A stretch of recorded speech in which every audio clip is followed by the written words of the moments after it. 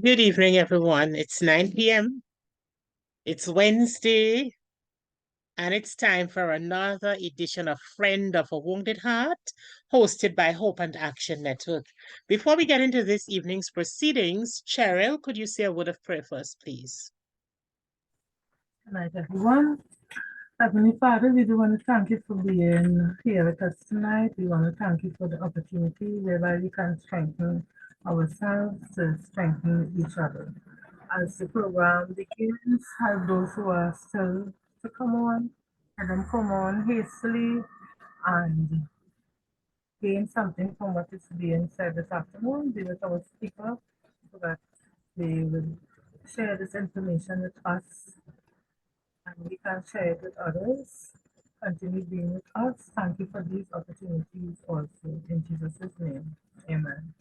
Amen. Thank you, Cheryl. Thank you for that word of prayer. I welcome all of you here this evening. It is such a pleasure to have you here.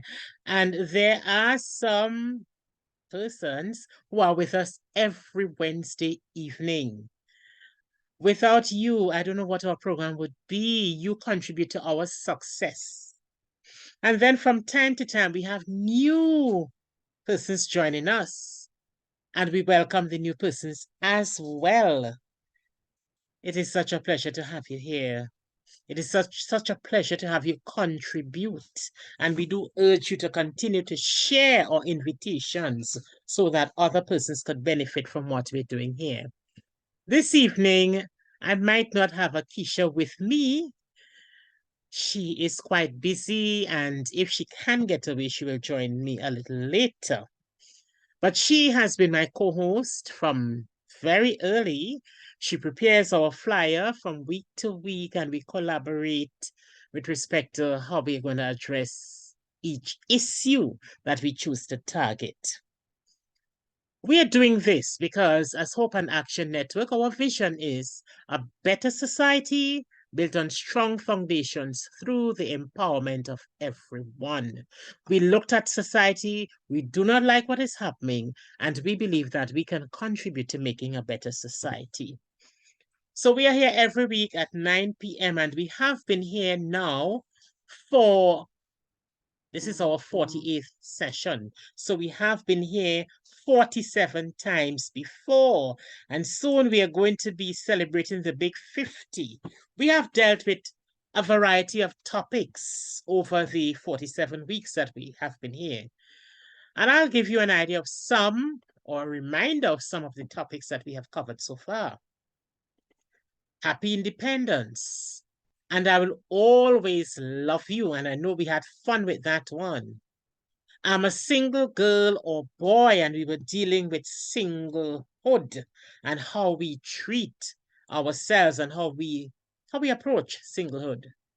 We had Forever Young, and remember that couple in their 70s, and they were telling us how to stay forever young. Then we had one that really touched us deeply, No Daddy No, followed by When Intimacy Fails. And last week, why do I keep fooling myself knowing that you love someone else? This week, we are moving on. Mama, Papa, don't allow it. And we're going to be looking at effective parenting for a better society. Now, there is a song that many of us will not know, but it can be found on the internet. Mama, don't allow it. And here is a little young man singing. It was not his own composition. He was singing a song that was composed by Steve Goodman.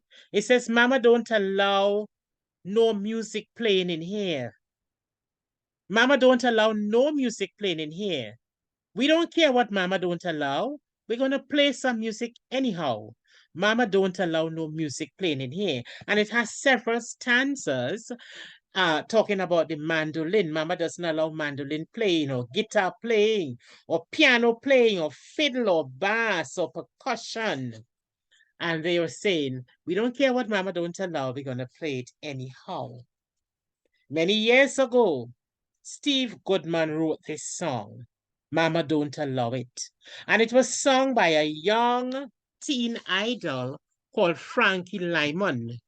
His voice, his apple cheeks, the image of his arms wide open, his head back as he sang, just radiated joy. His beautiful soprano flew high, and his talent and presence made him an idol. His story went well for a short while. Up from nothing, he became a shooting star. But he was found dead at the age of 25 one February morning in 1968 in the same apartment building where he had grown up. What a sad end. Franky Lymon grew up too fast in every way imaginable. I never was a child, although I was building every theater and auditorium where I appeared as a child star. Lymon told Art Peters, who was a reporter with Ebony magazine. I was a man when I was 11 years old, doing everything that most men do. In the neighborhood where I lived, there was no time to be a child.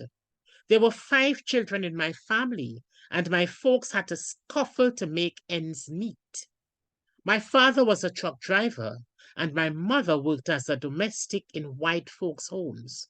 While kids my age were playing stickball and marbles, I was working in a corner grocery store, carrying orders to help pay the rent. Frankie was a heroin addict at 15 years old. He tried to kick the habit several times and got straight for a while. Then his mother died and he fell hard. The song Mama, Papa, Don't Allow It, for which he was famous at a very early age, focused on a mother who didn't allow music and musical instruments to be played in her house. But Frankie was allowed to be a man when he should have been a child. This evening, we're going to be talking about effective parenting. Effective parenting for a better society. And we have a guest from the Children's Authority, Miss Ahelia Ramdas. She's a psychologist, a clinical psychologist with 9 years experience working in the public sector and in private practice in Trinidad and Tobago. In her professional life, Ahelia has always been passionate about providing much needed mental health services to those who cannot easily access help. She's currently employed with the Children's Authority of Trinidad and Tobago, where she works with children who have been maltreated. In her personal endeavors, she continues to find opportunities to serve others. Ahelia is currently the Vice President of Soroptimist International Trinidad and Tobago, National Association and President of Soroptimist International, Anna Parima. I present to you at this time, Miss Ahelia Ramdas. Thank you for joining us, Ahelia. Thank you so much for having the authority with you all tonight. We're always happy to engage with members of the public for efforts such as these. It's highly commendable, and I am very, very happy indeed to be here with you all. So again, thank you so much. And I will get straight into it because I know the hour is late, but it's a lot that we have to get into to really talk about effective parenting and the issues that we are facing today as a society. It could take days. We could sit here and converse and go through various issues and topics and strategies, and we can't really cover every single thing. So I'm going to try my best to condense as much as possible and to respond to as many questions as possible as we go through tonight. Ahelia, I live in Derby, and I saw something on the newspapers today, very early this morning. I saw that the police found 2 little children around age 3 on the pavement. One was naked, the other was wearing clothes. One had a disposable diaper in hand. And the police officer said they used the lights to try to attract attention. They used the horn to try to attract attention. They went to the house and realized that these children were there alone, so they were taken. Later last night, they returned and arrested the parents. And I'm saying right here in Derby, close to where I live, this is so unfortunate. I know you're going to be addressing many, many issues this evening, but as you do so, let's remember these two children and the issues that they faced. Of course, and they are two of many children who are faced with these challenges across Trinidad and Tobago. So I'm going to ask if it's okay for you to allow me to share my screen. Sure, I will.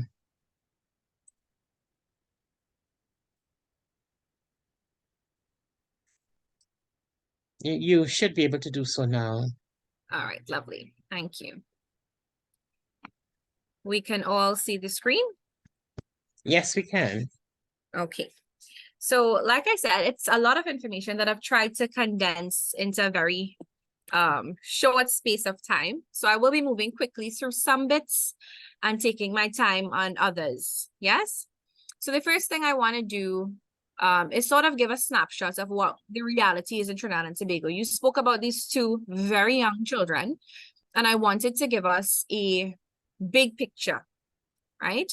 So the role of the authority is we are mandated to care, protect, and rehabilitate children who are at risk or who have been victims of abuse or neglect or any form of child maltreatment. And those are very broad terms. And as we go along, we will talk about the various types of abuse, the various types of neglect that has been happening right here in Trinidad and Tobago and can happen. So our philosophy is the prioritization of family environment or family reintegration. Very often people think that Children's Authority is the big bad. We come, we take your children from you, and that's the end of it. But we actually believe in building parenting capacity, building family capacity, and reintegrating families as much as possible. And if it's not possible, we believe in placing children within family settings, right? So we always prioritize foster care, adoption, over community residence, and, you know, even where possible, family members who are willing to care for children, right? So the scope of what we do is very broad. We do quite a lot. We receive reports from general public and other stakeholders within Trinidad and Tobago of abuse and maltreatment cases. We investigate those reports. If assessments are needed, whether it's medical, psychological, social assessments, we conduct those, and then we determine appropriate placement for children. We manage the foster care and adoption systems. We have oversight of community residences, and we support the youth justice system. So children who are in conflict with the law, who have been brought before the courts for various reasons, we are also involved in those processes, right? So what is the reality right now in Trinidad and Tobago? Currently, our system is designed, or can accommodate rather, about 1,000 cases per year or under, right? We're a very small workforce. We're under 400 persons in the authority right now. And we have been receiving on average between 4 and 53,000 cases per year. That's reports, right, of various forms of child abuse and child maltreatment. And there has been an increase in the number of children presenting with mental health and behavioral challenges. And that's going to become a little bit more important as we move on, right? What I can say is that there's no geographic location that is unique to this challenge. We have had cases from all across Trinidad and Tobago. And we see both males and females coming to us for various concerns. Again, there's no discrimination in age. We receive reports for babies straight up to 17-year-old children. And so long as you are under the age of 18 in Trinidad and Tobago, you are considered a child and you are entitled to our services at the authority. And so we have cases, reports of abuse and maltreatment from across the lifespan of a child. What we've also found is that the leading form of child maltreatment that we find is neglect. And what occurred in that story that you just raised with the 2 children being found by the police is, of course, a very classic case of neglect. Children at 3 were left unattended in a space that cannot be deemed as safe for them. And, you know, following closely behind that is sexual abuse, physical abuse, emotional and verbal abuse, among other things.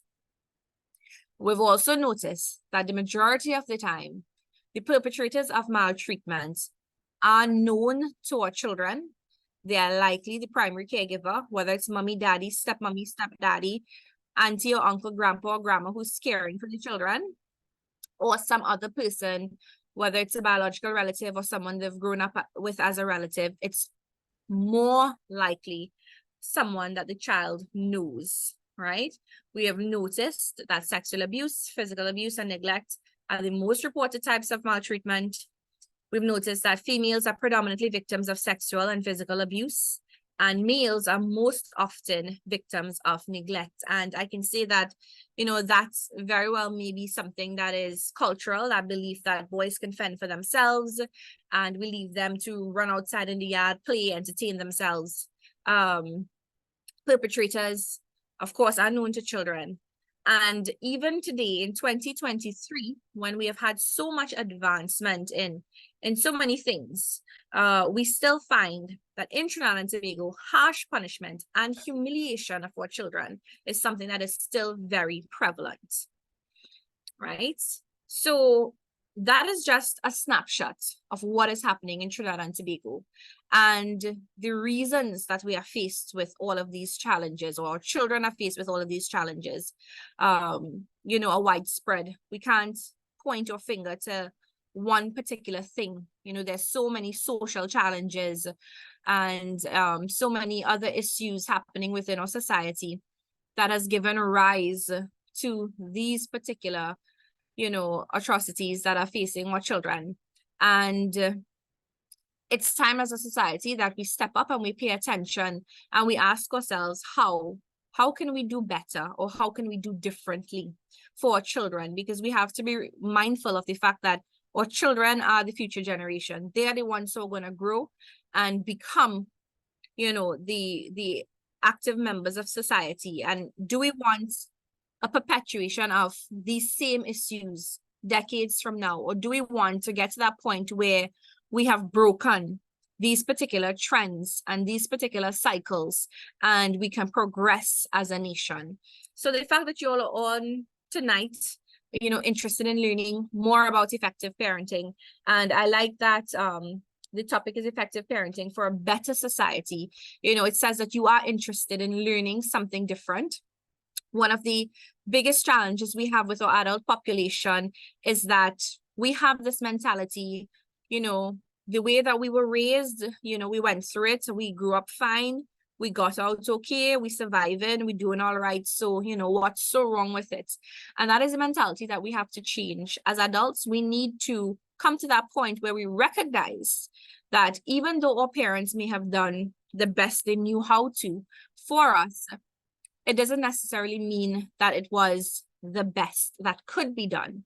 And we have to recognize that sometimes you have to acknowledge when you need to unlearn certain things and to put yourself in the position to upskill or uptool or learn something new that can help you grow as a parent, grow as a person, and make a positive impact on society. So when we think about effective parenting, we think about the ability to interact and engage with children in such a way that they learn and grow into remarkable adults. We think about acting, and I don't really like the word acting, I prefer the word being your child's guide and role model. And what that says to me is that you, the parent, have or has an active role and responsibility where your children are concerned. Too often we find that persons believe that the teachers at the school or the individuals at the daycare or someone else is responsible for teaching our children certain things or for instilling certain lessons, when in fact, The home is the primary source of socialization. It is the first classroom that your child will ever step into. And children learn from what they see, what they hear, what they observe. So it's important as parents that we know that we have to model the appropriate behaviors. We have to be the examples that we want to see our children grow into, right? So as we go through tonight, we will chat a little bit more about that. And the thing about effective parenting, I think, or one of the major things, is that it's important as a parent that you parent the child that you have and not the child that you wish you had. Too many times as parents, we compare our children to a cousin or a friend's child down the road, or a child we may have seen on TV that's been highlighted for some achievement. And we ask why you can't do that, or why you can't be like so-and-so. And we are so focused on punishing our children for not being the version that we think they should be, that we are not mindful of who they are and what their needs are. And we are not mindful of what we have to do to meet them where they're at. So it's important when talking about effective parenting is to parent the child that you have.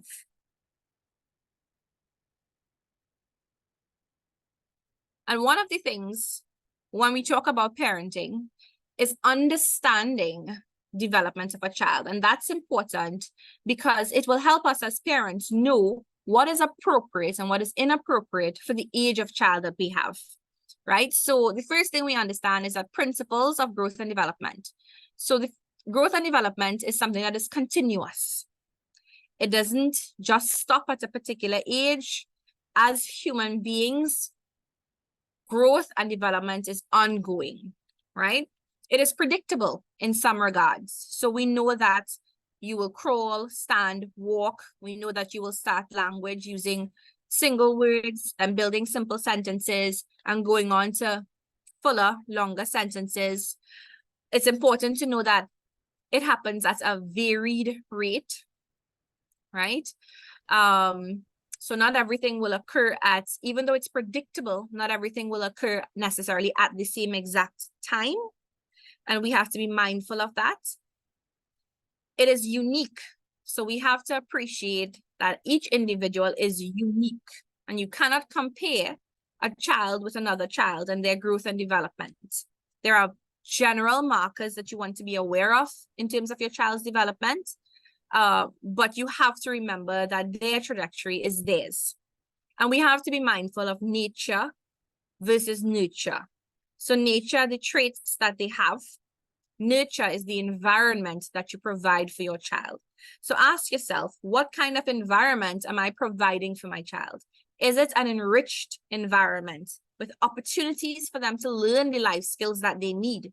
Or is it one that is deprived or starved of the kinds of things that they need to develop into the kind of children that we would like to see? So, like I said, it's important to understand development. So we know that there are certain stages of development. And when we think about physical development, we know that at the infant's level, their senses are developing early. There's physical growth in the first year, and it's marked by quickly gaining body height and weight. The upper part of the body grows faster than other parts, and a child is expected to learn to control his or her body and its movements, right?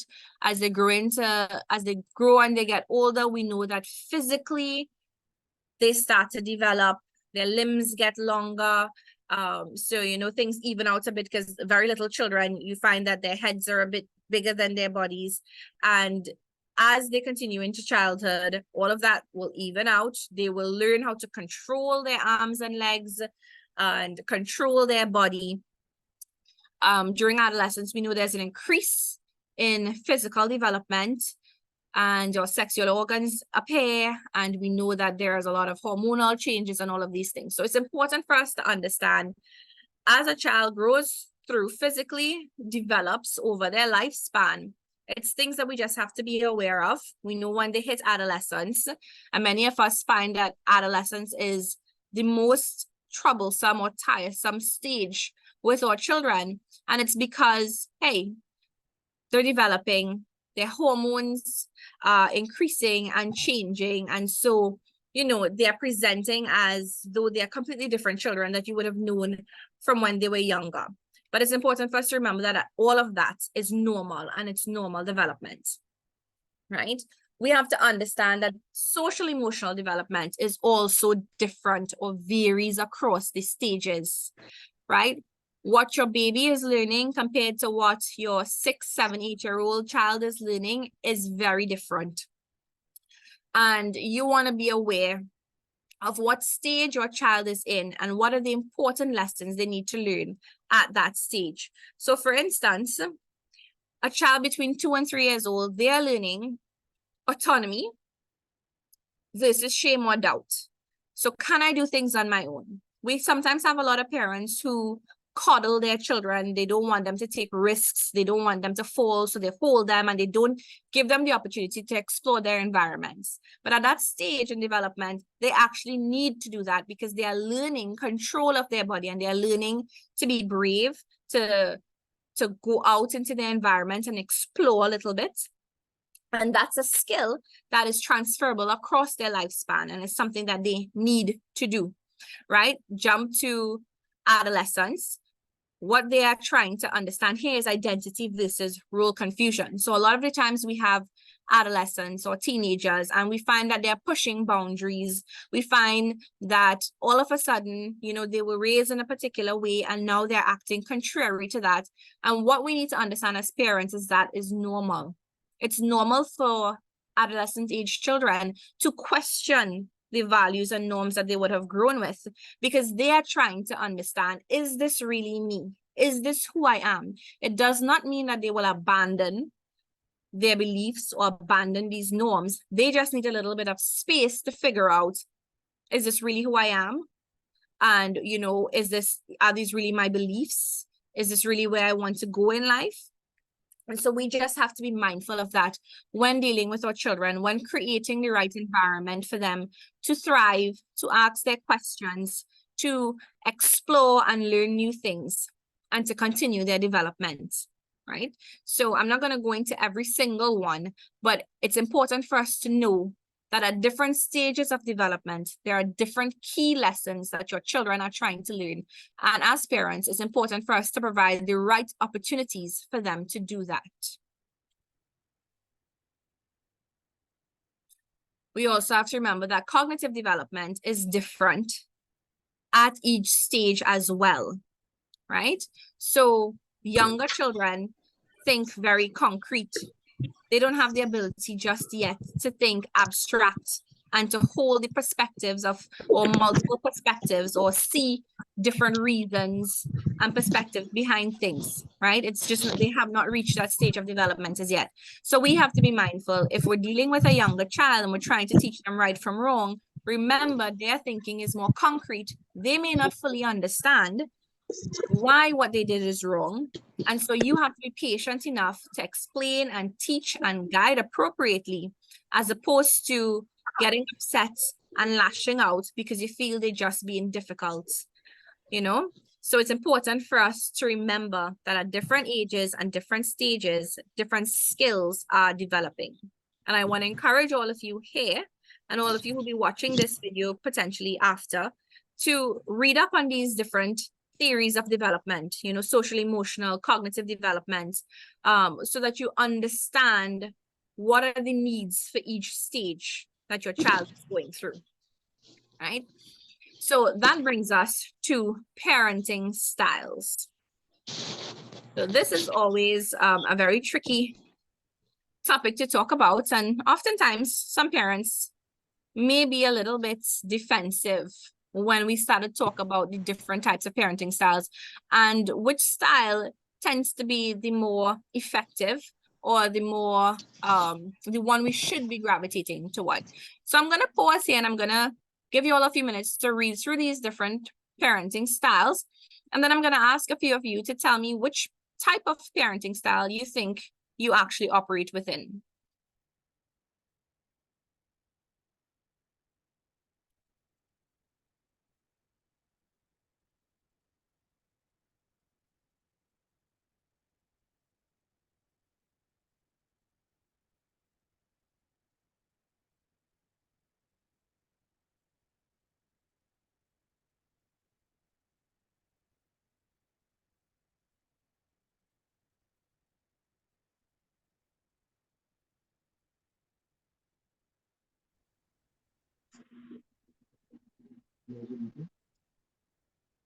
Right. Does anybody think they want to be the first person to open up a bit about their style? I do the authoritative. Authoritative. Thank you. What else?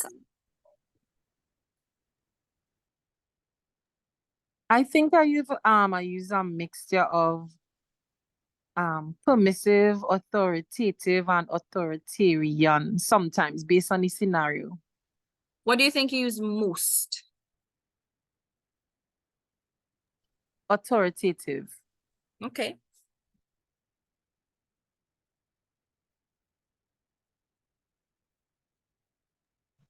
I use permissive. Okay. Kimberly uses permissive. I Come on. think when I was parenting many years ago, I used the authoritarian. Mm-hmm. Of course, I didn't know better. Yeah, at the time. Mm-hmm. Anyone else willing to share what style they think they use? Do we have anyone who think? Yes, I would like to share. Sure. I also, like Dr. Ward, I had my children very young, and I think I use both authoritative and authoritarian. And as I grew older, I realized, well, authoritarian wasn't the, correct sort of parenting to use. But I believe that some parts of it in terms of setting strict rules and punishment, and that happened because of some of the things that I did when I was young, and I definitely did not want my children to do the same. So I did set, some strict rules and punishment when I think, you did not obey the rules. But for most, I use the authoritative for most of the times. Okay, you said something very interesting as you were talking, and I will touch on it as we go along. You said I did what I said. You said you set the rules because of the things you did when you were young. Yes. And so you set these rules because you didn't want your children to do it as well. But tell me something. When you were young, did you have an adult tell you that's not the right thing, or you shouldn't be doing that, or disapproving of what you were doing? Well, I grew up with parents. My mother was authoritative and my father was authoritarian, definitely so. And his parents also. So it's sort of a intergenerational parenting style that was happening there. And because of how I grew up, and I was told you should not do this, and there are certain strict rules and punishment to go with it, I thought that I had to use some of those that same sort of parenting style depending on what it was.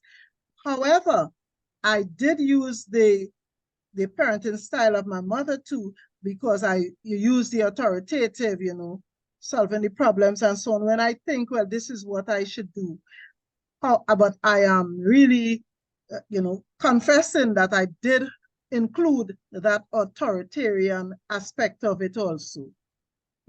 Okay, lovely. And how many of us think, because a few of you said that you have a mixed style, or you would have experienced a different type of parenting to what you practice now, starting off with what you would have experienced as a child, and then sort of shifting to something else as you got older, and you started to realize, what was working, what wasn't working. But how many of us can say that we parent now differently to how our parents parented us? Like, I don't know if you could, by show of hands, if you could just use the raise hand icon. If you think that you parent differently now from the way you were parented?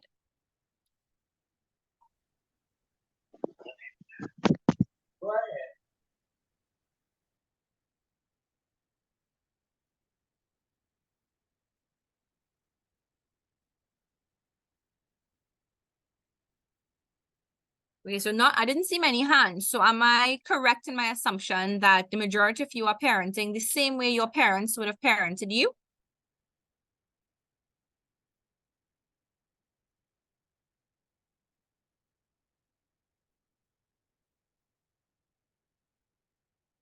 Okay, so I'll let you guys sit with that and we're gonna go through a little bit the different styles, the different parenting styles. So we will start with the neglectful parent. This parent is uninvolved or absent, provides little nutrients or guidance, is indifferent to the child's social, emotional, and behavioral needs. So this is the parent that is just existing in a space with their children, hopefully, sometimes not even existing in the same space with the children. They come and go, and the children are fending for themselves. I will tell you at the authority, oftentimes when we have children come into us and we are interviewing them, children are basically fending for themselves. They're finding whatever little thing they could find to eat. And some of them are having to prepare something for their younger siblings to eat. And, you know, the parents are coming and going as they please, right? So that is the neglectful style, right? Very, very absent, very uninvolved. We also have the permissive style, which is child-driven. So oftentimes, the parent is giving in to the demands of the child or the requests of the child, rarely gives any or enforces any rules, overindulges the child to avoid conflict. So you don't want the child to be upset with you, angry with you, or to throw a tantrum, so you will give in or overindulge your child, right? So that is what the permissive parent looks like. Oftentimes, this is the parenting style that people associate with being friends with your child and not really being an active parent, right? We look at then the authoritarian style, which is parent-driven. So I am the adult, you are the child, I speak, you listen. Set strict rules and punishment. Punishment is a key thing for us to remember from here. It's one-way communication. Again, I speak, you listen, with little consideration for the child's social, emotional, and behavioral needs. Remember, I said as parents, it's important to parent the child you have, whether that means you have a 5-year-old versus a 15-year-old, or you have a child that is neurotypically functioning, or one that is neurodivergent or has some sort of special need, right? We need to be mindful of what our child's need is and the stage in which our child is at when we are parenting, right? One cap does not fit all. There is no prescriptive list that is suitable, that is a checkbox for every single issue or every single child, right? It is something that has to be cultivated based on you, your child, the relationship that you all develop over time, right? So authoritative solves problems together with the child, sets clear rules and expectations. And with those clear rules and expectations come consequences. So it's not that we're not issuing consequences. Open communication and natural consequences. So when you explicitly set clear rules and expectations and something goes amiss, your child steps out of line, they do something wrong, they know already, I did something I wasn't supposed to do. And so they know already that there's a consequence that will come, right? So the authoritative style is what is believed to be the most effective or the best parenting style to engage in when parenting our children. Sometimes we may borrow from other styles depending on what is happening, but at its core, that is the ideal for us to be mindful of, right? And it's important to note that being an authoritative parent or solving problems with our child does not mean that you are not a parent and you're your child's friend at all. It does mean that you have taken the time to cultivate a genuine, strong relationship with your child, and that you have invested time and energy and interest into this relationship with your child, right? And that is one of the most important things as a parent that we can ever do. Build genuine relationship with our child and cultivate open lines of communication where they know that if they come to you and ask the ridiculous, silly, tough, embarrassing questions, they're not going to be met with dismissal or with anger. They're going to be met with patience. They're going to be met with a listening ear, and they're going to have the opportunity to hear what your responses are, because they're coming to you out of genuine interest to know what the answers to their questions are, right? And it's so important that as parents, we understand that communication is not one way, it's two-way, even with our child. As individuals, we do not like to engage in relationships with other persons, right? And it doesn't matter the type of relationship. We do not like to engage in relationships with persons where we feel we are never heard, or where we feel we do not have the opportunity to speak up or to contribute our ideas or opinions. It's something that we don't like. It's something that we view negatively, and we try to protect ourselves and stay away from. So as individuals who don't like a particular thing, why then would we subject our children to it and then expect that they will communicate respectfully and openly with someone else on the outside, with their teacher, or even with you in the home, if it's not what's being modeled for them?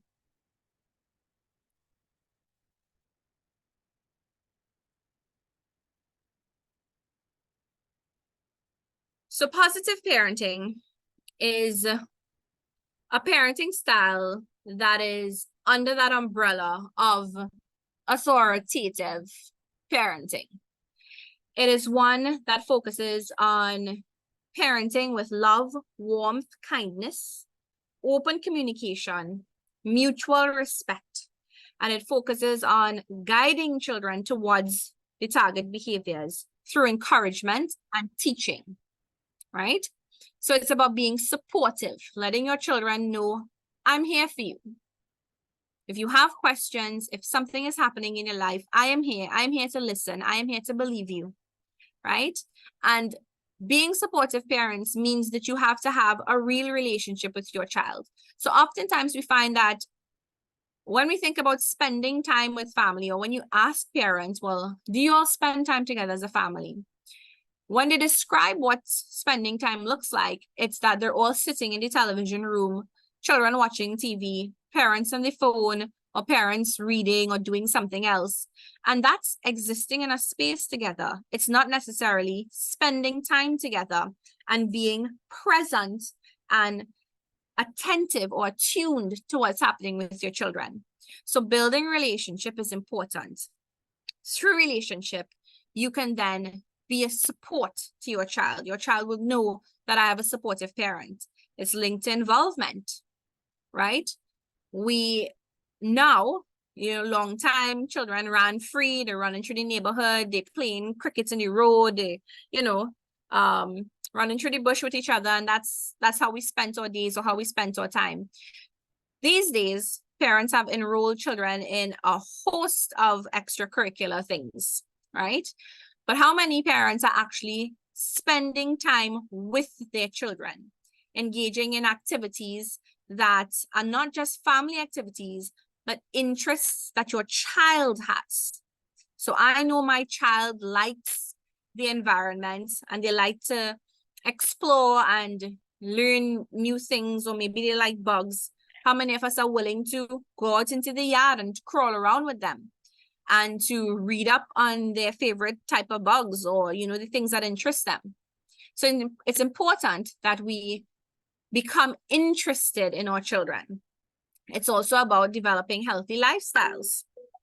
What are we eating? What are we watching? What are we listening to?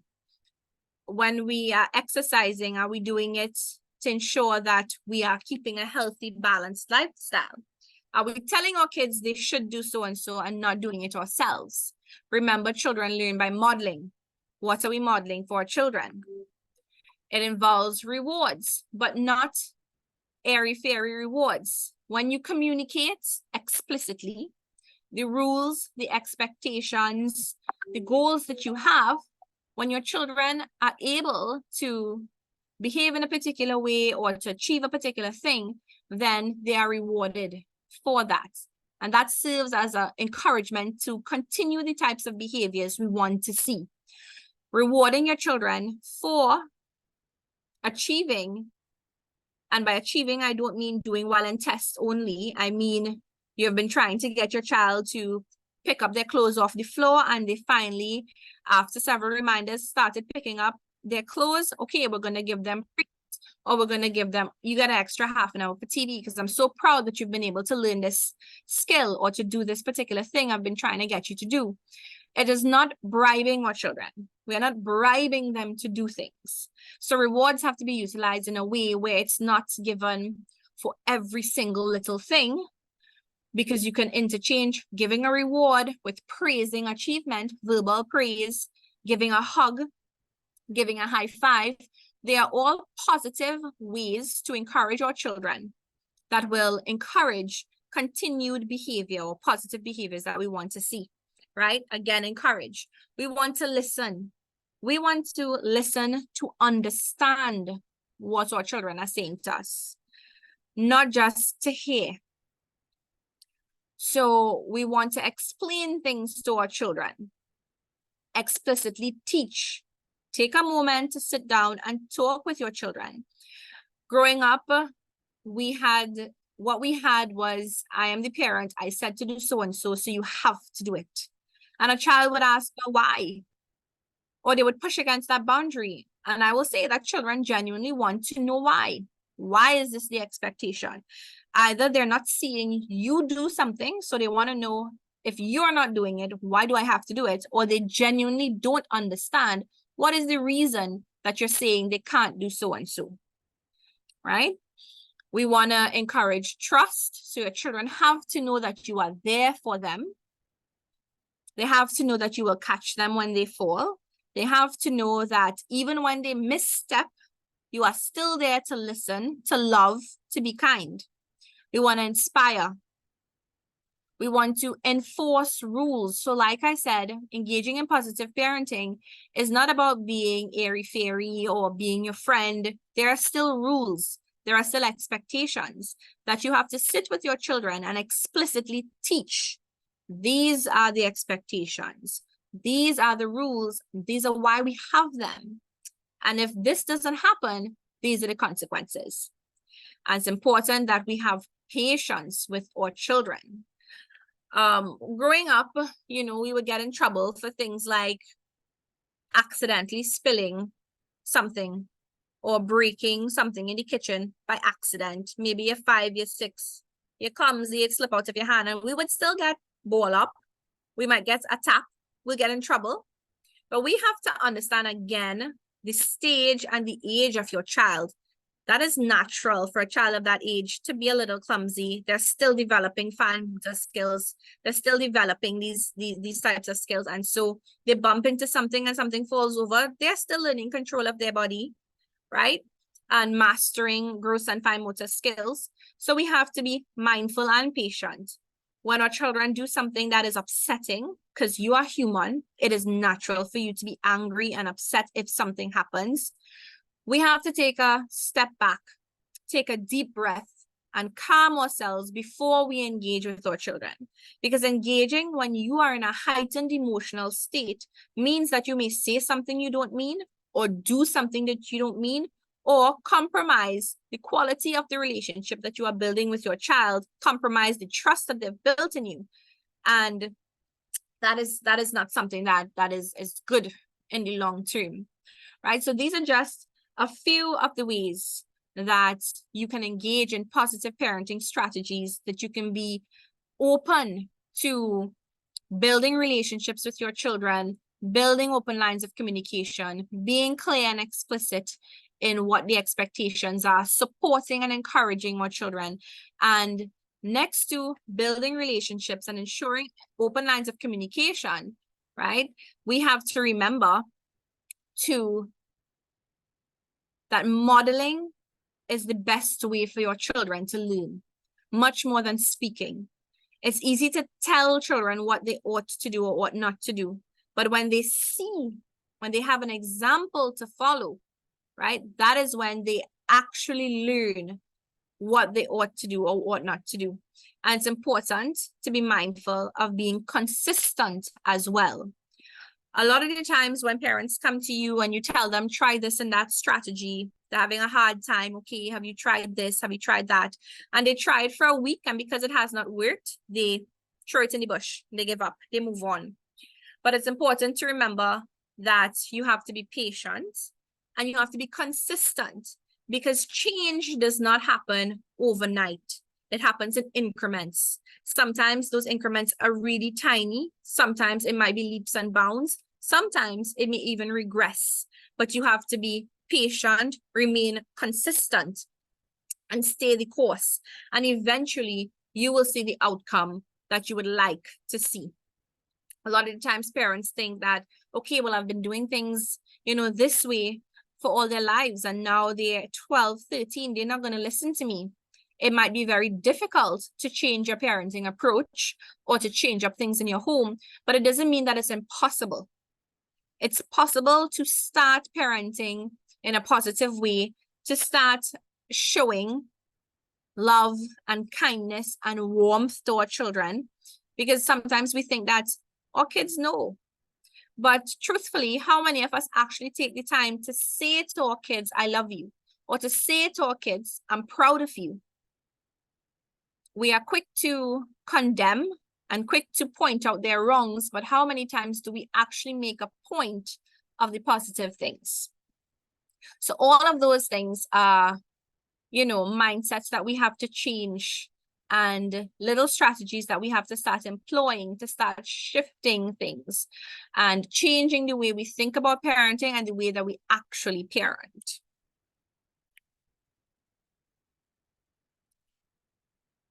So before I go into discipline, does anyone have any questions for me at this point?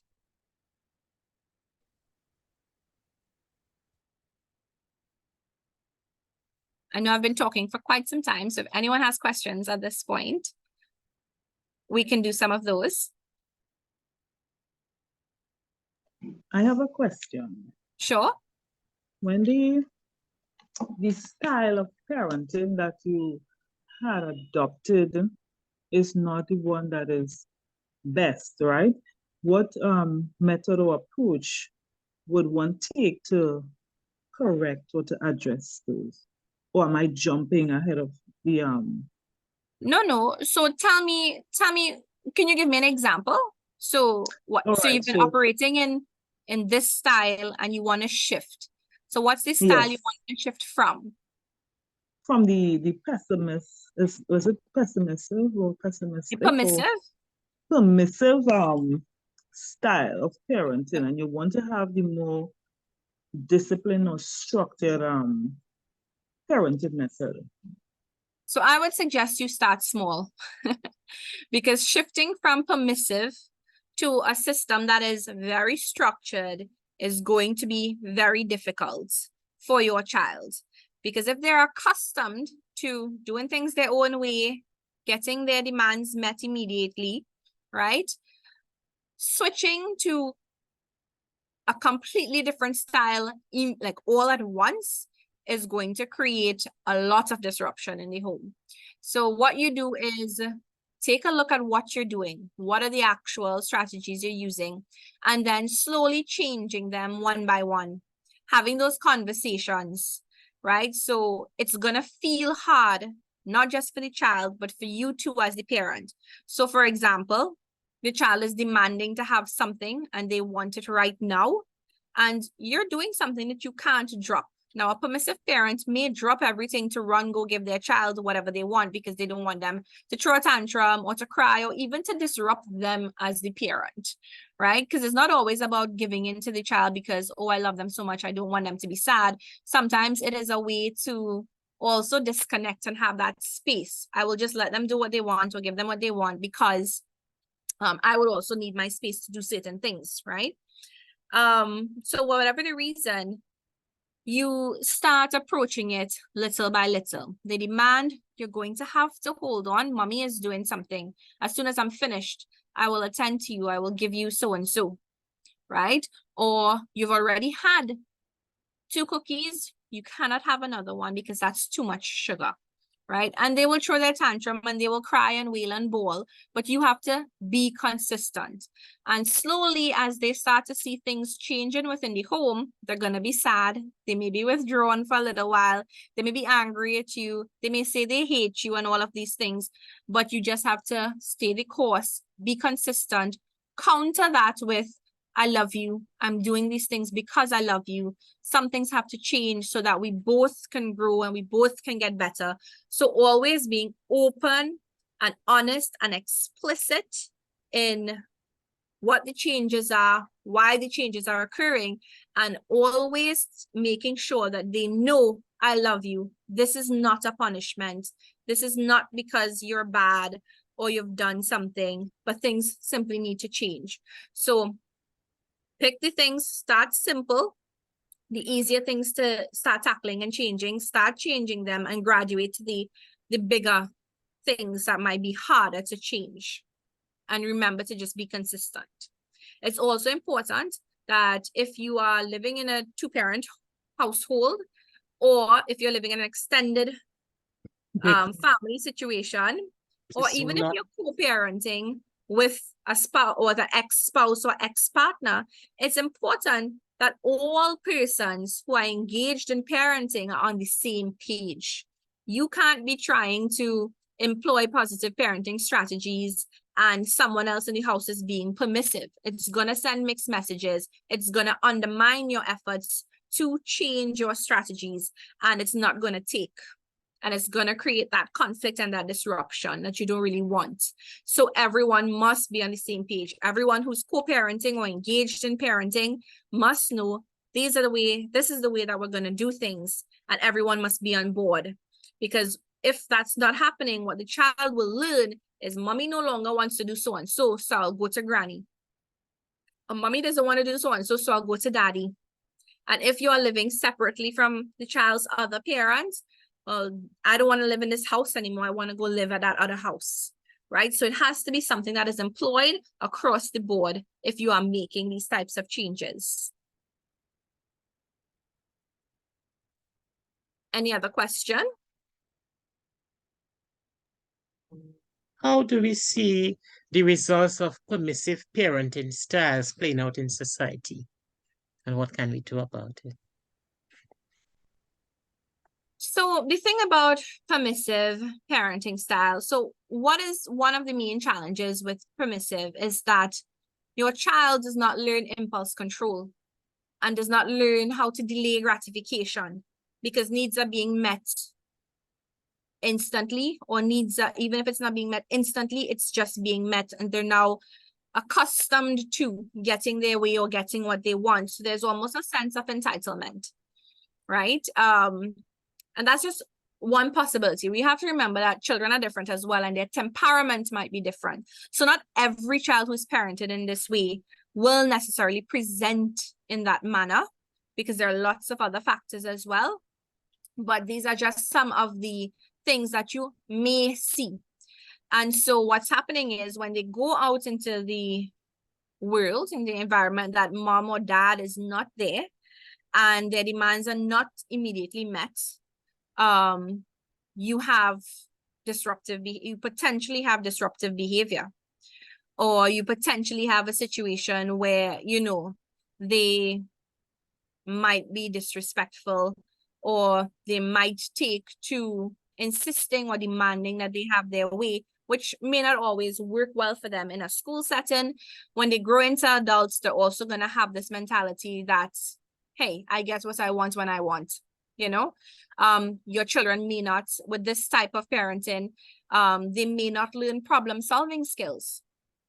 So if they've not had to be in a situation where they've had to navigate an issue or problem, come up with solutions or find a way through it, because they are always given what they want or they are being attended to so closely, then it's going to impact on their ability to analyze the situation and problem solve. Because we have to remember that throughout the child's developmental period, they are learning these types of skills through play and through other opportunities that you give to them. So play is not just play. It's not just a fun thing that kids do. Play is also learning. When our children are faced with choices, that's learning. When our children do something and they're faced with consequences, that's learning. So they are learning as they grow through the various stages. And so we want to ensure that we are providing the right types of opportunities and the right environment for them to thrive in.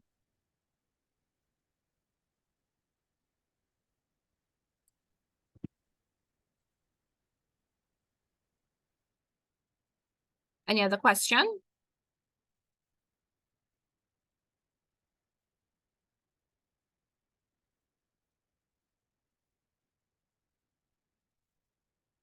Right, so we move on to another controversial point, or one that is laughed at quite often when we touch on it, is the issue of discipline versus punishment.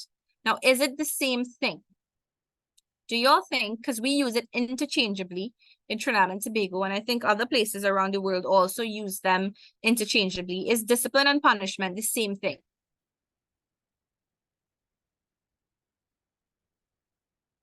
I would say for the mere fact that one suggests or one would connote something short term and one suggests something long term.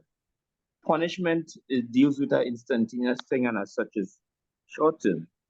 And discipline seems to be more long term, meaning the way you overall grow the child, you know. And right? That's a good point. One is immediate while one is long term. And that is part of it. That is part of the differentiation of both. Anyone else?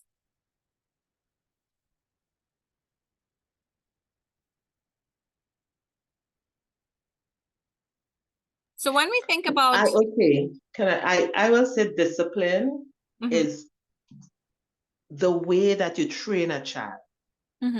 That is like a lifestyle training. Whereas punishment is just for the moment, you know, it might be for just a period of time. But to have a disciplined child is a child that is trained to you know, to accept principles, to know good behavior, stuff like that. That is what you call discipline. So it is a more permanent way of training.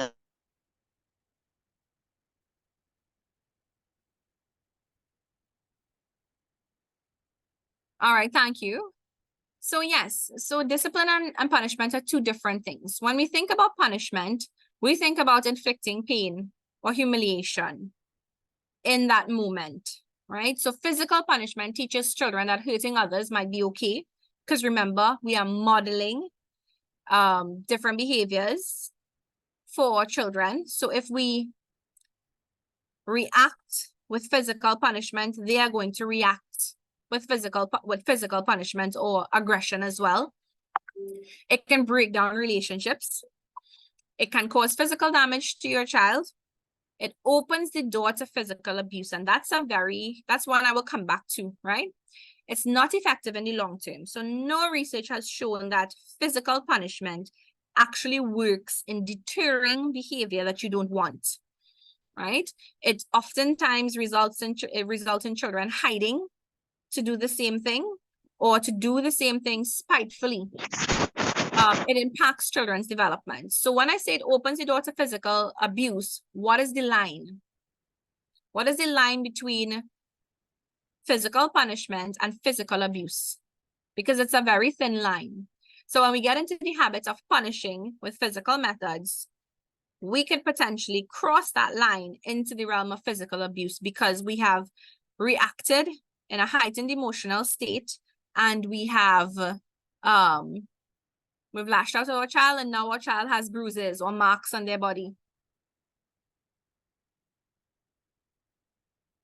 And that is by definition physical abuse. So what is the line? you know, it's not something that parents like to hear, especially parents of a certain generation, because again, we grew up with that mentality that I get licks when I was small and I grew up okay. But how many of us are aware of the trauma that we are walking around with based on how we were disciplined or punished rather as children? So we'll go with GB Mike first and then Eustace. Yeah, I want to ask a question. You made a statement. You said about punishing children when you're angry. I think that is the situation that causes pain and suffering. My mother and father, they would talk and said, listen, you did X, you did Y. Why did you do it? Okay, you will learn not to do it. But they never brutalize and, you know, that sort of thing. I don't see that if a child does the wrong and you talk to your child and then you give it a smack on the butt or something. I'm not, because to cuff a child and to slap it down, that to me is abuse. But I believe that the children, sometimes you put it, because even in schools, you know, you put a slap on a child's hand or on the butt, because from what I'm getting from you is don't hit them at all. Am I right? Well, is that what you're saying? At the Children's Authority, we believe in alternative methods of discipline. If you take a look at the law, it does give provision for parents. But what we like to point out, and why I focused on it, is that there is a thin line between physical discipline and physical abuse. And so when we practice physical punishment, it becomes the norm, or it is the go-to. What is the line? And that's why I asked, what is the line? When there are alternative methods that are just as effective, and there's nothing that proves that hitting a child actually deters the behavior you don't want. Really? Well, I differ. It stops it in the moment, but it does not change the behavior. Okay, if you say so. If you say so. But I know that there are times when children, you know, they need discipline and they need a smack. And trust me, it works, because I am a non-biological person and I know what I'm saying. It does make a difference according to how you do it. I think we will have to agree to disagree on that point. But we're going to allow Eustace to go, and then Sharon, and then Marjorie. Good night. No, you said that there's no research to support the idea that, you know, flogging a child works. But even without research, there is this movement that is being pushed by organizations like the Children Authority and other organizations. And the world has never been more worse than it is now. Children have never been more ill-disciplined. I don't have to do no research to see that. The writing is on the wall. So can I challenge you? Go ahead. I eagerly await it. Can I challenge you then by asking you how many of our adult population is actually parenting now? Because what we are seeing, what we are seeing with the thousands of cases that come our way is that parents aren't parenting, or they are parenting with methods that would have been used with them as children, which were not effective. So how many of our, and then we're seeing a lot of younger parents. I'm not saying young people cannot parent. That is not true, right? But how many of our younger parents then were parented effectively? And how many of our older parents or grandparents who parent their grandchildren now, how many of them have stopped to consider utilizing or alternative methods? Well,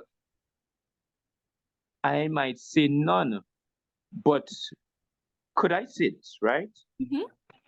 when this kind of thing is pushed about as a narrative, you know, subconsciously it catches a fire in people's mind. So there are a lot of children will jump at you automatically. Oh, you're abusing me. They never even read the definition of abuse, and none of them ask. You understand? But the first thing they jump on and say is you're abusing me. I just saying it, and that is facts I telling you. Personal experience. You understand? But they just, it's bantered about abuse, abuse, abuse, abuse, abuse. So where is the line, as you rightly asked? Mm-hmm. Where is the line? And in many instances, parents have actually been pegged back. They're actually being pegged back. They have voice of guns, and I could tell you one of the biggest dangers about what you're speaking about, right? Mm-hmm. If we're waiting on the public authorities to fix every situation in society, which they're barely even getting a grip on right now, how are you going to fix the myriad of issues that is going in your household? Talk. But I don't Eustace, know. Well, it's a rhetorical question, eh? So why I are don't we? know. So I'm gonna ask you back. Why are we waiting on the authorities to fix the myriad of problems? Right. So It is the responsibility of every individual but to consider how they can make a difference and how they can make the changes that are needed for change in society. But certainly, but here's what you are saying: alternative means of punishment. These children well, discipline, correct. These children that we have today, not stupid, you know. They're not, they understand that little psychological battle, they're not stupid, you know. They'll get up, they're witty and understand every battle to win it. You ever see when you go to discipline a child in public, they will choose that public forum to challenge you. But I am a parent who will meet them on that public forum and tear them down then and there. So what we also have to remember is that I wouldn't abuse them, right? I wouldn't abuse them. I just say. What we also have to remember is that the children that we have today are not the same children that we had before.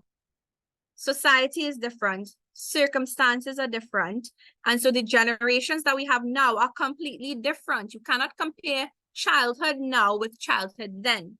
And so we have to be aware of that. So you're saying children are very smart. Yes, they are. They have access to things we didn't dream of having access to when we were younger, right? But the thing is, what I said earlier is that the home is the primary spot for socialization. It is the first classroom that a child has. So how you parent your child from an infant could potentially make the difference to who they are now as a young child or as a teenager or as a young adult. It's about applying consistent, effective parenting strategies. It's not about patching a problem when it pops up. It's about having a whole approach. And it's what we need to be mindful of is that it's a lifestyle change for all of us, right? It's not just about throwing strategies at our children, but having a home environment that we are all growing and developing, that we are all learning to be different. And I hear what you're saying, but what we have is a world or a society now that we have a lot of information coming at us, but we do not have persons willing to employ different strategies or make changes because the attitudes and beliefs and norms are so entrenched in us that we believe it's the right or the correct or the best way forward. Right? Now, I am not saying, like I said, there is no prescriptive list of things. There are general principles that you apply to your own setting, your own circumstance, understanding who your child is, understanding who you yourself are, and building a system that works for you. Bearing in mind, things like creating trust, creating relationship, creating open lines of communication. Because how many of us can actually say we had that growing up? Let's be real. And how many of us can say now as adults, having relationship, because relationships are relationships, having relationships with others, if those types of things make a difference to the comfort in the relationship or the growth or success of the relationship, and if the answer is yes, then why can't the same be true for relationships with our children? So we're going to go to Sharon, I believe, and then Marjorie. Good night, Aheliad. I just want to say that when we apply corporal punishment to our children, what lesson are we teaching them? Because that's a learned behavior. And just as when we were children, our parents applied corporal punishment because we did something wrong. When most male, when they become adult and their wife, they think that what their wife did was wrong. Sometimes they tend to apply the same kind of method. She did something wrong, so she needs to be disciplined. And that is a lesson that the parents that was learned from childhood, because your parent taught you that when you did something wrong, you need to be disciplined by applying corporal punishment on you. And even the children at school, when they did something wrong at home, parents would beat them. When they go out and their friends, they go to school and their friends might do something that they didn't like, what would they do? They would lash out and they would fight, or they would hit the child also. So we as parents, I think we should look at different methods. Reason with your child. Talk with your child. Let that child understand this is an unacceptable behavior. And then you could use a different method. Okay, so you like to go riding on a Sunday afternoon. You cannot go riding until you learn to keep your bedroom clean, or you learn to respect your elders. I think when we try alternative method, it would work. Because if you notice our society now, majority of the school children is fight. And that is showing that we have an angry society. And how do we change that, the angry society? We have to change it by the way how it starts from home. How husband treats wife, how wife treat husband, how we treat our children, the examples we set for our children. So I'm saying to the platform tonight that we have to rethink our method of discipline, and let us take a stroll back into memory lane when we were children and look at yourself now as an adult. Many things that our parents did to us, sometimes you're getting licks when you go home late. So you go home late and you get licks. The licks would cool. I didn't learn any lesson from it. But if we have a conversation, I think the child would learn more than you just putting the licks on the child. So that's just my part tonight. Thank you. We have to remember also that in modeling the appropriate behaviors and the appropriate expectations for children, we also have to be mindful of what we are exposing them to. Now, a lot of the television shows that are rated for young children, they have instances where, you see the children back answering or sneaking off to do their own thing. And so while we may think, it's just a cartoon, this is where a lot of the times children are learning things. Because if we are not spending quality time with our children, and the TV is what's babysitting them, or YouTube is what's babysitting them, they are going to learn, they are going to model what they are seeing in these shows. So we also have to be mindful of what our children are being exposed to. You mentioned school fights. Yes, we have seen lots of school fights.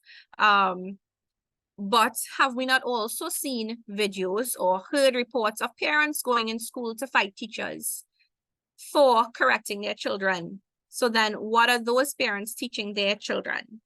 It's not something that is the prevalent behavior, but it does happen. And it's an example of when we model the wrong types of behaviors for our children.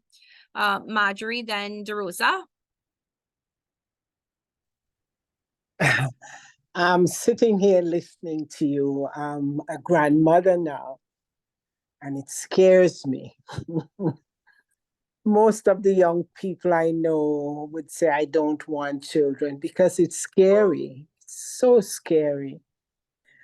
And about the young man who is arguing that physical discipline or corporal punishment is needed for our young men or our children. That's such an old, slave entitled way of thinking, because abuse only causes abuse. Abuse makes people angry. I remembered once my father beat me with a coconut broom for what I don't even remember, but I remembered wanting to stone him. And because he saw me looking at the stone, and he said, I'll kill this child if she ever thought of that or did something like that, I was never hit. Because being hit, even as a child, it hurts. It creates anger.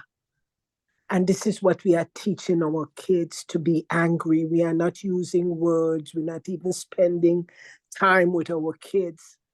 They are being raised by WhatsApp, YouTube, and everybody else except us having a conversation. And most of our men are unable to even speak words of kindness. They are unable to even reason. And they are coming from environments where it's stressful, it's tension-ridden. So you go home and you want to beat a child.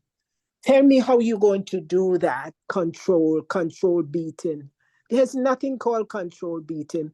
Find another way to discipline our children, because we are creating a world of angry, violent children. And that's the problem. We have to find another way.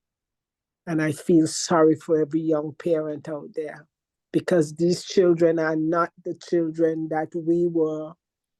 Recently, I saw a young lady and she looked so grown in such short space of time. She didn't want to go back to school. She living with a grandmother. So the grandmother sent her to work. She could work. And as soon as she's 18, she left. When her step-grandfather called and asked her, why did you leave, come home? She said, I can't live with that toxic lady. So the grandmother is telling me the story, and I said, were you abusive? Were you beating her? And I used to thump her down. And why are you thumping a child down? You tell the child about your life, your experience. They listen. So I don't agree with that man. I don't agree with him. And I don't agree with any parent, especially a father, who decides to beat his child. It's not acceptable. Thank you. Thank you for your contribution, DeRosa. Okay, good night, everyone. Good night. My name is DeRosa Kennedy, and I have been an early childhood educator for 57 years.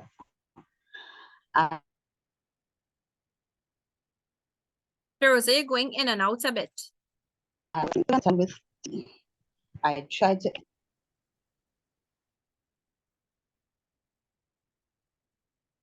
So we're not hearing you, right? You're kind of going in and out, and we're not hearing you right now.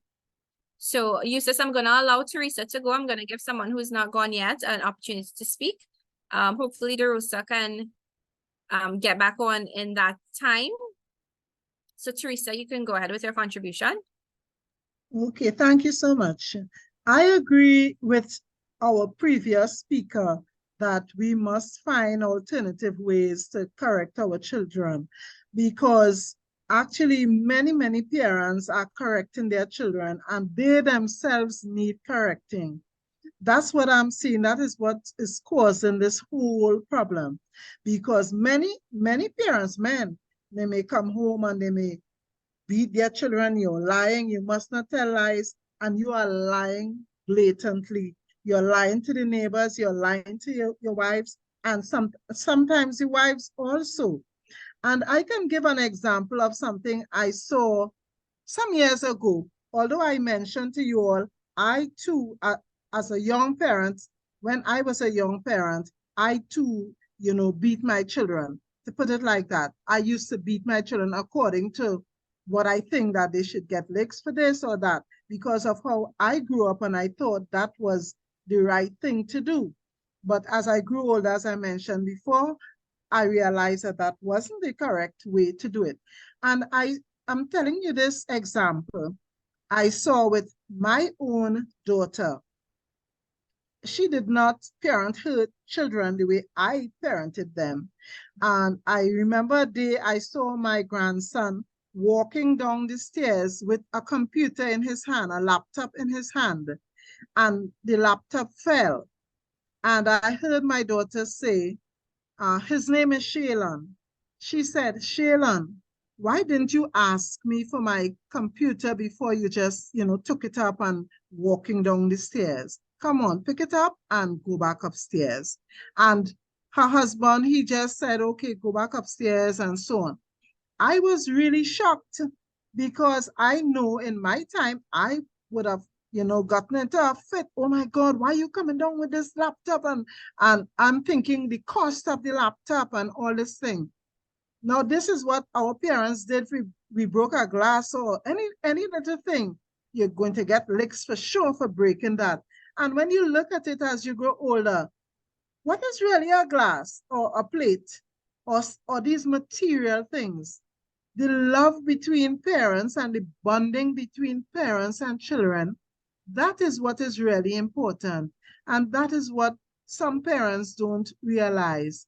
And after my grandson went upstairs, he said, Daddy, you are the best daddy in this whole wide world.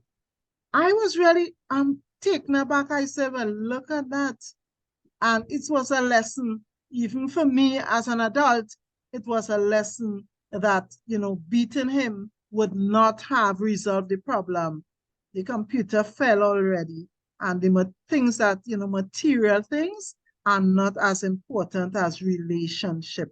So I think we have thank God that I'm not, rearing children at this time, but for the younger ones, I hope they learn and adopt new strategies. Okay. Eustace, I'm going to ask you to hold to the end. Let's just get through the rest of the slides.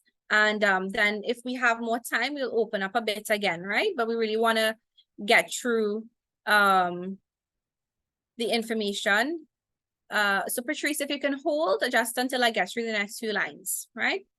Or slides, sorry. So alternatives to punishment, explicitly teach. So if we explicitly, we also have this mentality, or parents sometimes have this mentality that they expect that the children will mind read or understand what they mean or to do something without all of the information, right? So we have to explicitly teach. We have to say what we mean and explain the reasons behind it.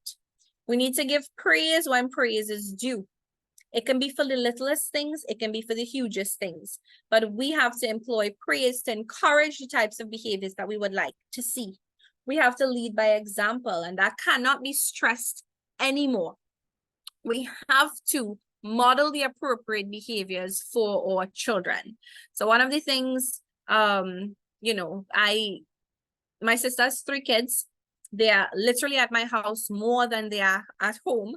And so I have my fair share of time trying to wrangle the children and manage screen time. And so I do remember when my eldest niece told me, but Auntie, you're always on the phone.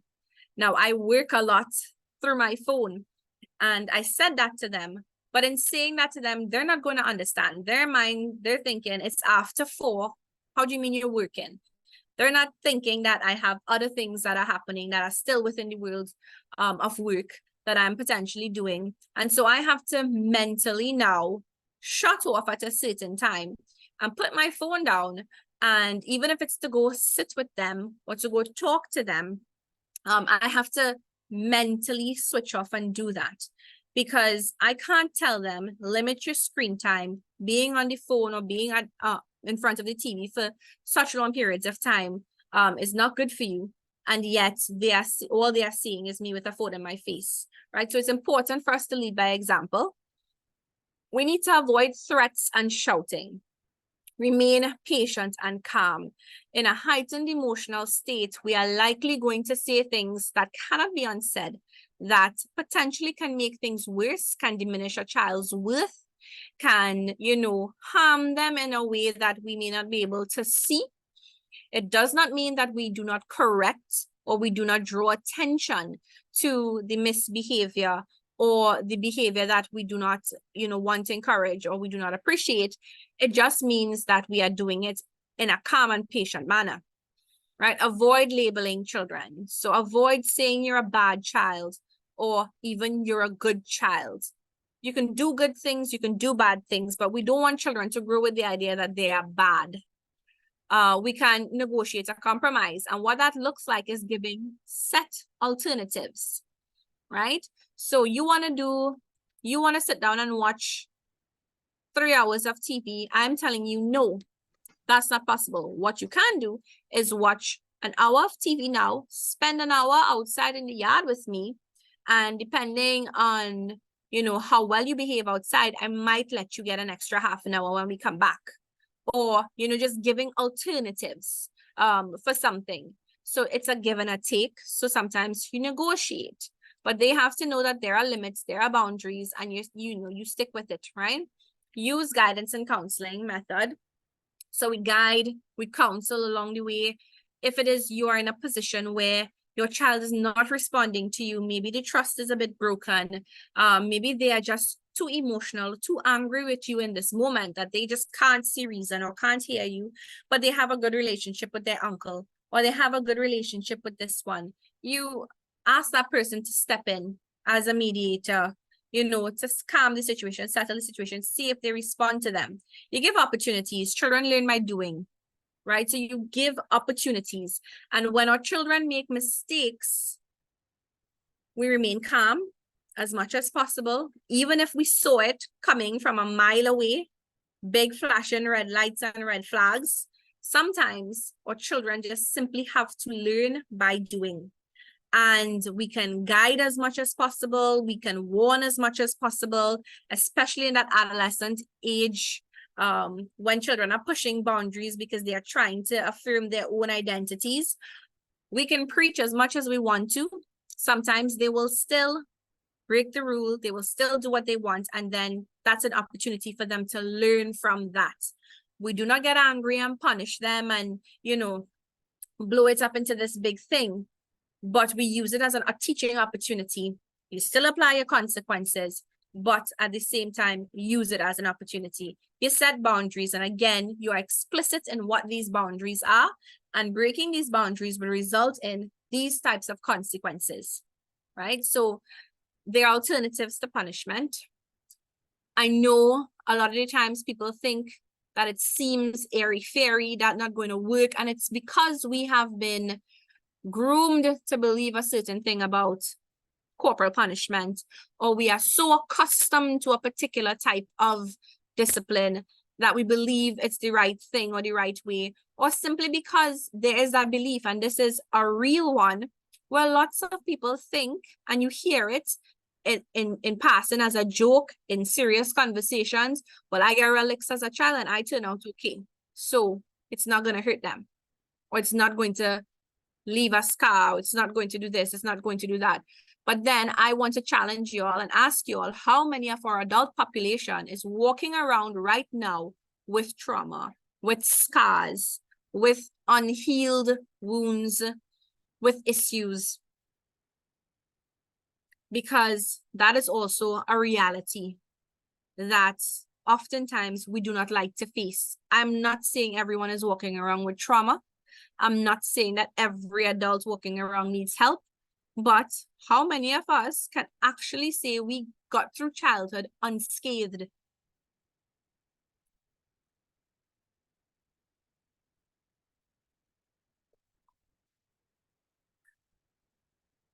So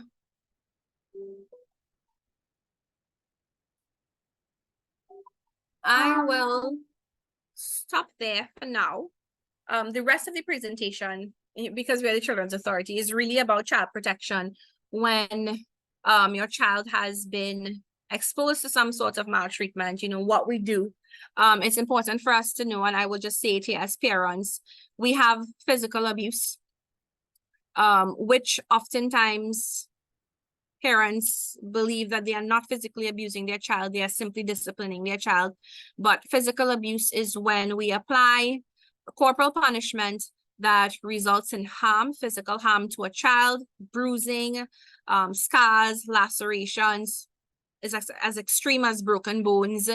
At the authority, we see children that come to us because they've been beaten with a cutlass or barbed wire or lengths of hose. We have seen children who have come to us, and I'm giving you very real examples, who have come to us because their hands have been held to an open flame or a hot tower or pot, who have had pepper rubbed in their genital areas as a form of discipline. That's very real, and it is what is happening with our children. We've had children locked into kennels as a form of discipline. All of these are very real examples. I'm not making it up. I'm not embellishing. We have had cases over the years where these are real situations that our children have faced. And, you know, we've had children who have been kicked in the chest by adults, or cuffed in the head by adults, or hit with, dragged and hit with other hard implements. That's real.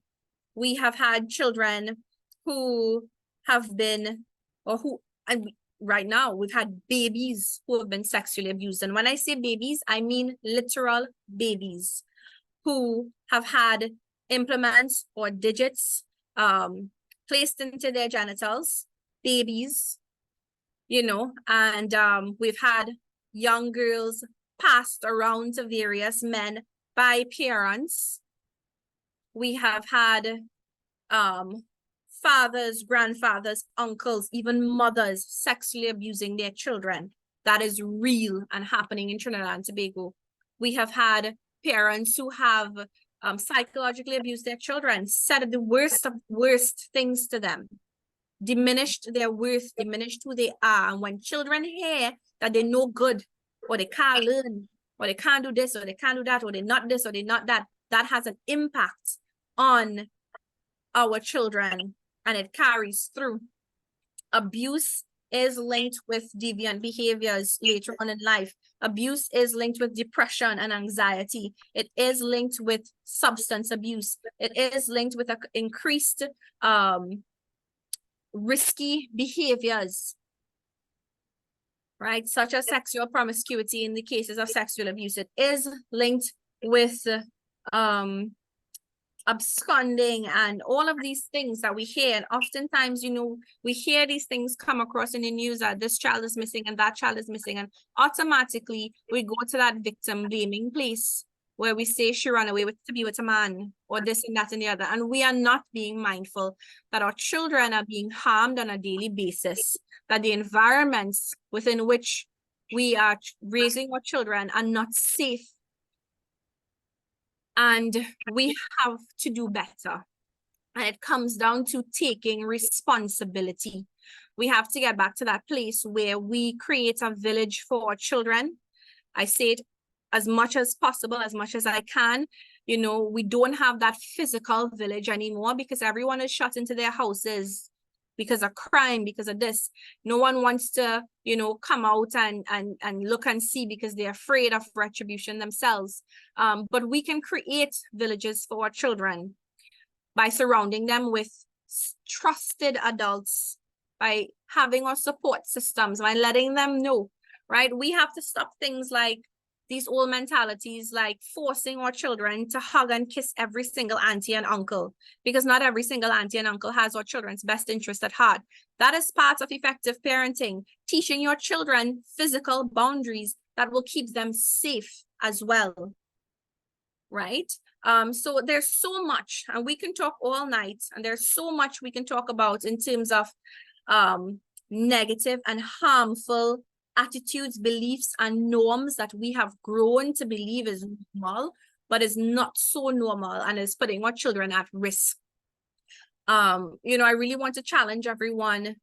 And by virtue of being present, you're already on the right path. You've said to yourself, I'm willing to hear something different and learn something new. And I want to encourage you to encourage others within your circles, within your spheres of influence, to also do the same. Learning something new, trying a different parenting approach does not mean you are a bad parent. It does not mean that you have not been trying your best and working hard at parenting your children, right? It just shows that you are committed to improving, just as we do training courses to improve our skills for the workplace, right? It's the same with parenting. We need to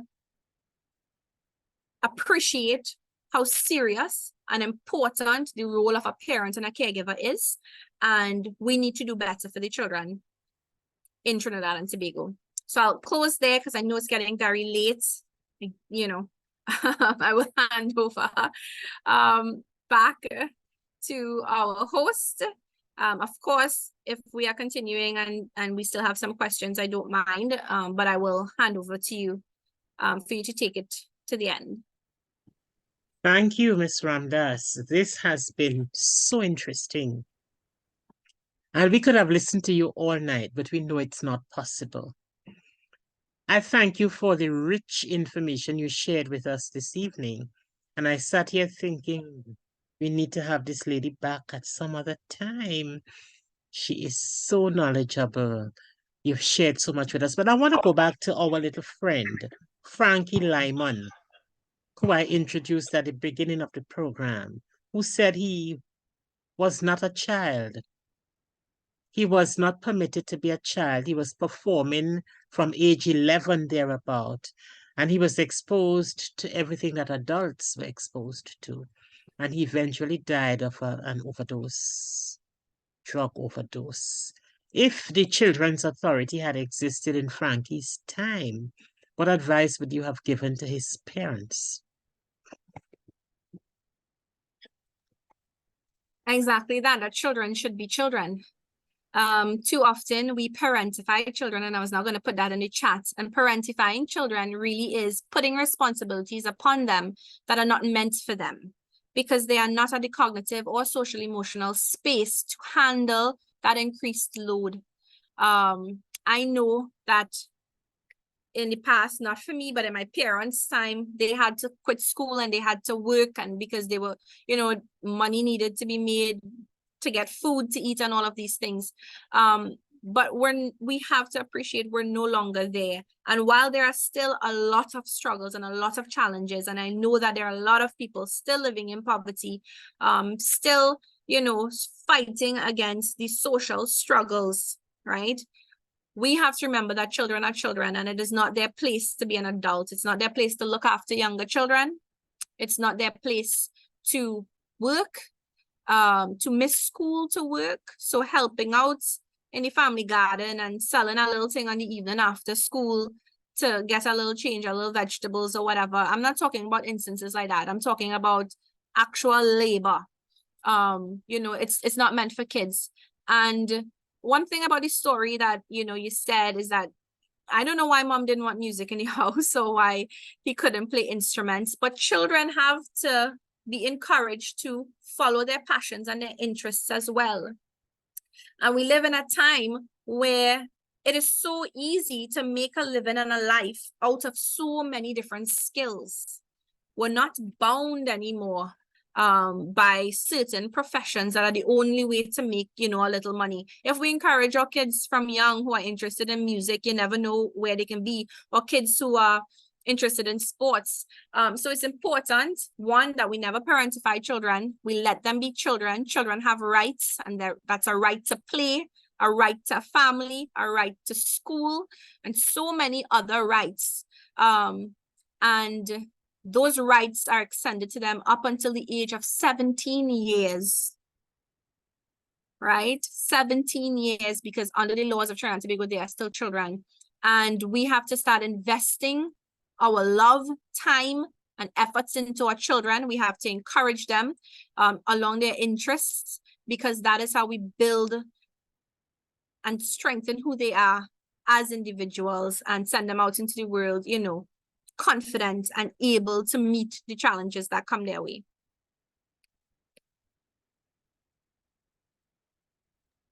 Thank you for your response. I have some other issues I would have liked to raise, but it is impossible to do so at this time.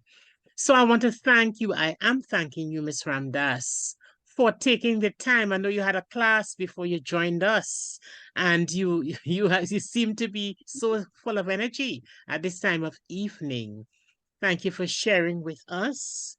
Thank you for gracing us with your presence, and we will ask the Children's Authority to send you back to us, because there are things we need to talk about. How are parents dressing their children to walk the street or undressing them? What are parents doing with respect to keeping their children away from harm? Some children, 10, 11, 12, they're out at parties by the neighbor or even further away from home. So we need to, we have chatted with Inspector Stanley of the Gender-Based Violence Unit. He has come and he has shared with us. But we need to just rub it in, because we're seeing more and more the things that are happening in our society, and we want to ensure that we impact society in a positive way. I think it's important, if you permit me to say that, let us not confuse